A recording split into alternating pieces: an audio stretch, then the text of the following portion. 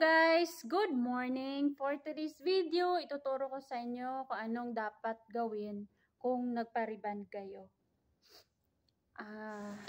Ngayon pala is, wait lang yung light ng camera. Today is, Tuesday, kahapon 27. Ngayon is 28. So, kahapon is a holiday.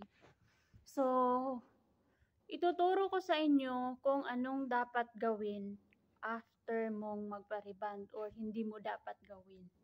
Kasi ano ako ng hair ko kahapon. So, I'm kind of I have a tip para sa mga first time na nagpa-reband para alam nyo din kung anong gawin kasi mahal magpa-reband kaya.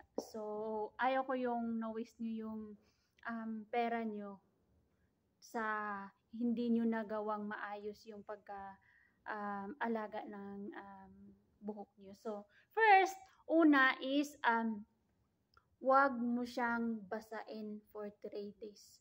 Maligo ka, half bath lang, pero yung ulo, mag-hair knit ka para hindi siya mabasa, para yung chemical magstay pa rin sa buhok mo at saka magiging straight pa rin siya. Kailangan hindi mo siya basain ng 3 days. Kasi pag basain mo kasi siya, mag-aano siya, parang mawawala na yung chemical na nilagay nila. Tapos sayang yung pera mo na binayad mo kung basain mo lang yung buhok mo. At saka second is, pangalawa is, nag-English naman taani ay. Dili ginako malikayan ba, usahay gyud, usahay lang. Pangalawa is, wag mo siyang i-clip muna for 3 days din. Or as long as kaya pa yung init. Pero ngayon kasi di masyadong mainit kasi December na, so malamig yung panahon, yung weather. Medyo malamig, hindi katulad nung summer na sobrang init talaga. So ngayon medyo okay pa yung weather. So wag mo muna siyang i-clip for 3 days or 1 week para hindi siya mag-fly away or mag-curve yung hair mo or magtupi, parang ganun. Na hayaan mo lang siyang nakalugay para magiging steady siya na straight. Kasi ang mahal kaya magpa-reband tapos pag hindi natin alam yung ginagawa natin, so nasisira yung hair natin, so sayang yung binayad natin, di ba? Wag mo siyang ipitan muna. Tapos, pangatlo, pag humiga kayo, iganon nyo yung buhok nyo pag humiga kayo. Iganon nyo. Parang ipataas mo siya. Dito yung unan, di ba? Dito tayo natutulog. Dito yung unan. So, kailangan nakaganon yung buhok mo, nakaganon. Para hindi siya matupi sa unan. Pang-apat is, hulog yung pag pinapawisan naman tayo, di ba? Usually, lalo na pag nagtatrabaho tayo. Lalo na yung mga liig natin, dito, likod. Maglagay lang kayo ng towel dito para basa yung likod natin. Hindi pupunta sa buhok natin. So, maglagay lang kayo ng tissue or towel dito sa likod para maprotektahan yung buhok mo. Kasi pag maanuhan siya ng tubig, kukulot siya eh.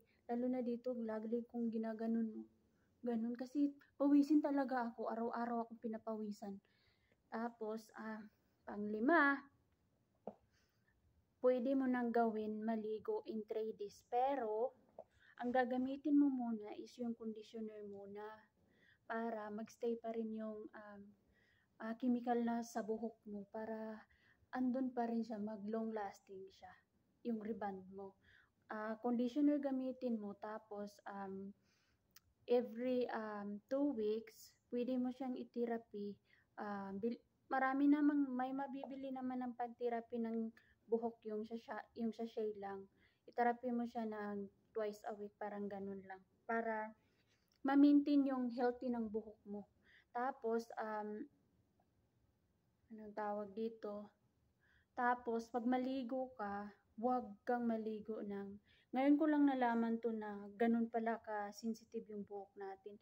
Dapat pala, hindi natin binabasa yung buhok natin araw-araw. Dapat pala every, like, 3 times a week or 4 times a week, hindi yung araw-araw kasi mostly pala lalo na yung sa shampoo nagda-dry pala buhok natin. Ako talaga araw-araw talaga ako naliligo, Kaya nung pumunta ako sa parlor, sabi nung, ah, bi gumawa sa buhok ko, sabi niya, "Te, ang dry ng buhok mo."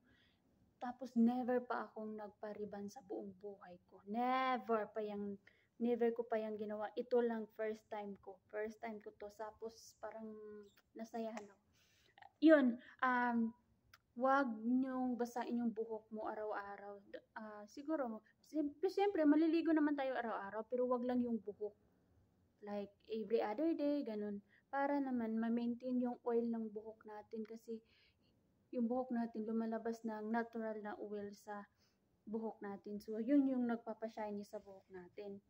At saka, pag naliligot pala tayo ng araw-araw, kadalasan naglalagas yung buhok natin. Yun yung na alam ko. And then, pwede ka ding mag-shampoo pag hindi yung every ligo mo nagsha-shampoo ka. Like twice a week mag-shampoo ka.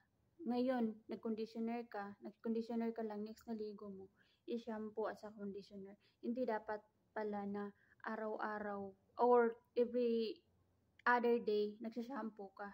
Kasi nakakasira din yung shampoo sa buhok natin. So, parang yun lang yung muna yung basic um, nalaman ko about rebond your hair. Yung mga basic lang na hindi mo dapat gawin kasi sayang yung bayad natin, 'di ba?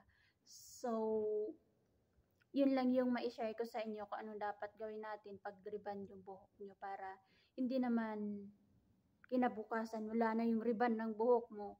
Sayang yung bayad natin, 'di ba? So, yun lang guys. Thank you for watching our vlog. Team Dania's vlog. Thank you so much to all the supporters and then the people who watch our vlog. Thank you so much. We really appreciate it. Thank you so much guys. Until the next vlog. Bye.